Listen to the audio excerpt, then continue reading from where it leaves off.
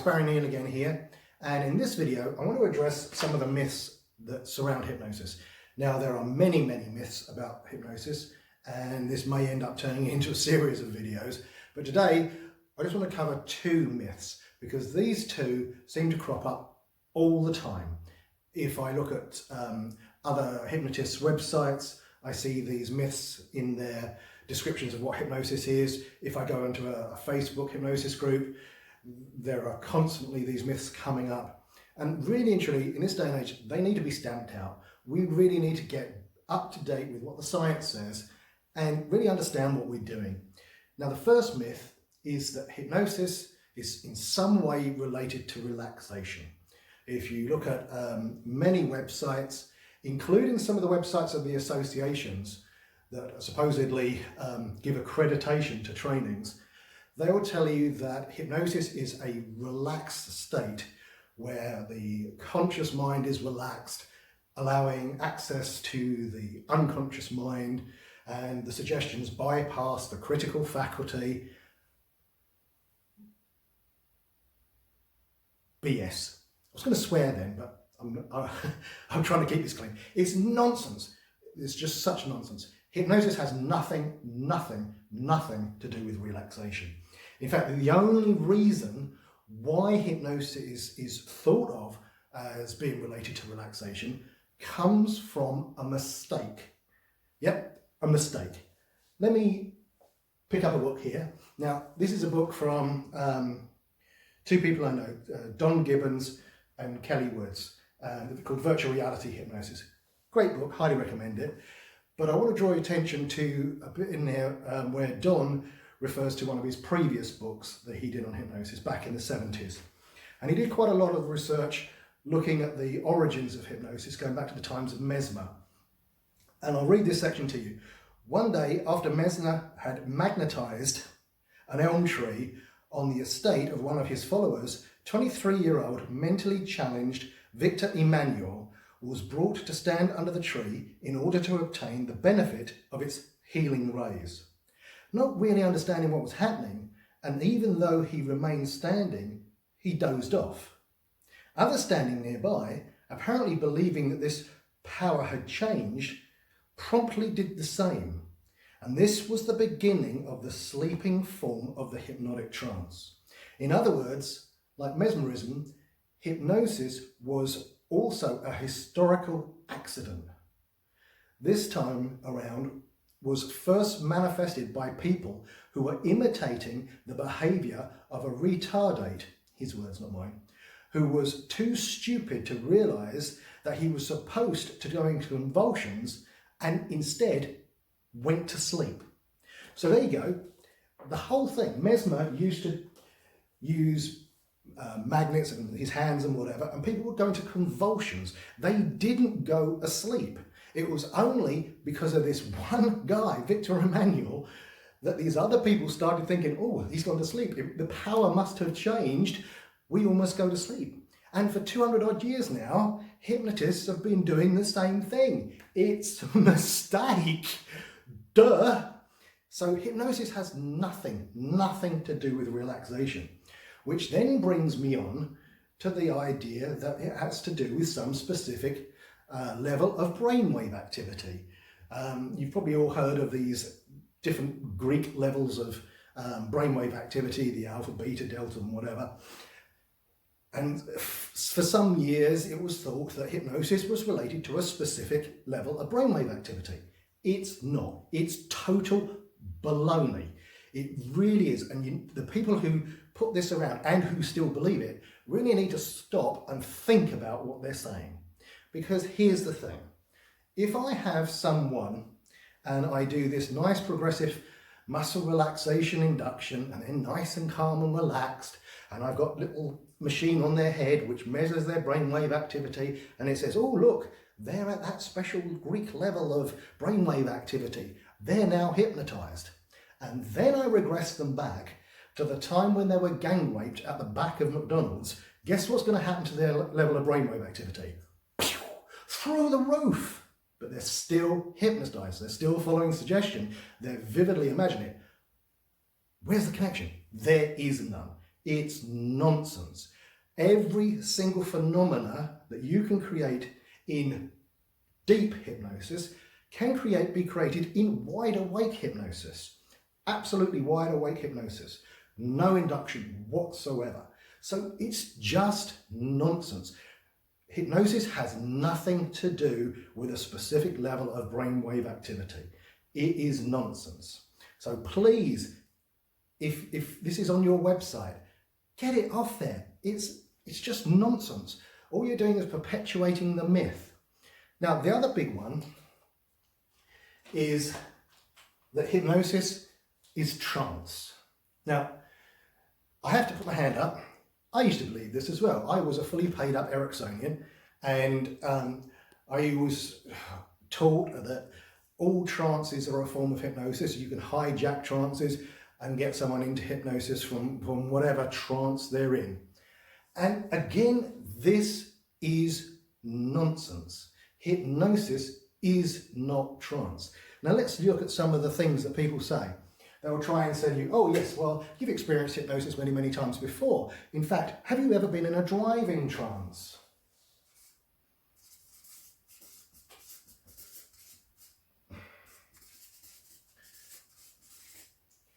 Well, I'm sure you've heard people use that term, a driving trance, where you're going on a road and your mind starts to wander and the next thing you turn up your destination. And if you believe the nonsense, you believe that's a form of hypnosis. It absolutely isn't. Then we have daydreaming.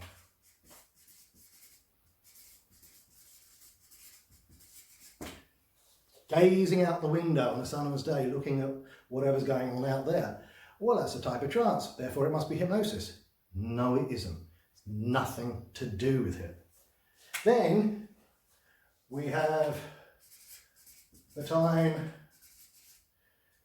when you're just about to wake up in the morning or you're just about to fall asleep at night, called the hypnagogic or the hypnopompic states. And because they've got the hypno word in front of it, people assume it's hypnosis. No. Hypno means sleep in Greek. And this is one of the big problems with hypnosis, is it was labelled hypnosis because at the time Braid had this association that thought it was sleep. It isn't. So again, nothing to do with hypnosis. Then of course some people will go on and say, well, yeah, but when a person is asleep, you can use hypnosis to bypass their critical faculty, there isn't one, and install suggestions in and change all their behaviours. You can use that to learn things. No, you can't. Now, I want you to stop and think about this. The learning industry is a multi-billion pound a year or dollar a year industry. There are courses to learn languages. There are really lengthy courses to learn medical procedures and all medical facts and knowledge. There's a huge amount. Data is being dumped on people at a rate never before seen. Now, do you not think that if it was possible to program someone whilst they sleep and teach them a new language, then these big multi-billion companies would have perfected that by now? Instead, you have some numbnut on the internet selling a couple of little MP3s or a video saying, I can program you while you sleep. No, you can't. It's nonsense. There's been loads of research done on this, and it absolutely has shown you cannot learn new skills or this sort of information with when a person's asleep. It just doesn't happen. There are some sort of grey areas where there's slightly different things that you can pick up, but you can't learn whilst you sleep, and it certainly is not hypnosis. So again, nonsense. Now this one, watching TV. Now this one is interesting because this one can create hypnosis, but it doesn't mean you're going to be able to hijack it and whisper in your girlfriend's ear when in a moment you're going to get up, make a cup of tea and a bacon sandwich. It's not going to work like that. But how it works is when you're watching television or you're watching a film, what happens is you suspend disbelief for a while. You know, you watch Superman, you believe a man can fly, and sure enough, you start imagining it. And if you're really good at it, if there's a sad bit, you start crying. If there's a happy bit, you start laughing. It's creating those changes. So that is an example of common everyday hypnosis. But it's not trance. It's because it's capturing and leading the imagination. You've suspended your disbelief and your imagination is being captured and led. That's what hypnosis is. And again, this thing of the different levels of brainwaves. So all these things which you've maybe been telling your clients for years are examples of hypnosis and not other than watching TV. So this is all very well, but then what is hypnosis? If it's not trance and it's not relaxation, then what is it? Well, I draw your attention to another book. I highly recommend that you read this, called Hypnosis, Imagination and Human Potentialities by Theodore Barber, Nicholas Spanos and John Chavez. Highly recommend it. And one of the things they say in there, which I absolutely agree with, is that hypnosis is a suspension of disbelief. So in other words, you believe a man can fly, yeah? And so it's a suspension of disbelief and the utilization of your imagination. So it's what's called believed in imaginings.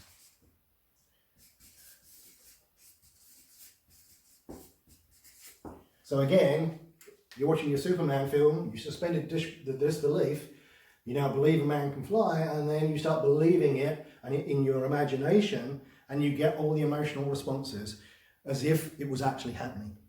That's what hypnosis is. And it can be done in a fully wide awake state. Every single phenomena that can be done in deep hypnosis can be done in a wide awake state. And so we've got to break away from this idea that hypnosis is relaxation and hypnosis is trance. Now, if you're still clinging on to this grip, this idea that hypnosis is trance, I have a proposition for you. Another book, Secrets of the Amazing Kreskin. If you don't know who Kreskin is, he's a mentalist. He's also a stage hypnotist. That's where he became famous in the States. And in the early part of his career, when he was doing his stage shows, he at one particular point was a bit rushed for time, so he jumped straight into doing the skits without doing the induction, and strangely enough, it worked the same. He then started to question again what he'd been taught, and he came to the conclusion that hypnosis has nothing to do with relaxation, nothing to do with trance, and so much so that in his book, it's a photograph of him here, standing in front of Harrah's Casino Hotel logo, and he's saying, betting his paycheck from Harrah's Casino Hotel Atlantic City, the amazing Kreskin says he will pay $100,000 to any psychologist, psychiatrist or hypnotist can prove the existence of the hypnotic trance. The successful claimant must do so under certain scientific conditions as judged by a panel of experts. And he still has his £100,000. Someone has tried and they failed. So it's not trance. You've got to get away from this nonsense. And that makes it so much easier because then you haven't got to go through a lot of these long rigmarole type inductions and hope by the end of the fact that you read all this bit of paper that the person is in hypnosis. You can then just go straight in and start creating the phenomena. The induction itself is just a ritual. It's a ritual that the hypnotist believes in, but also the client believes in. They've all seen Paul McKenna and people like that on the television. They assume that they have to be hypnotized with some hypnotic induction. And of course, if they believe it, then it works. So please, let's get rid of this idea that hypnosis is relaxation, that hypnosis is trance, and just accept it's a suspension of disbelief and it's believed in imaginings.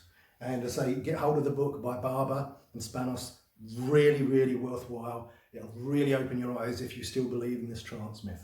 So there you go. That's probably going to be part 1 of Hypnosis Mythbusters. So I'll see you soon. And if you have any questions, by all means get in contact with me, either on the website or my Facebook page or on YouTube. I'll see you soon.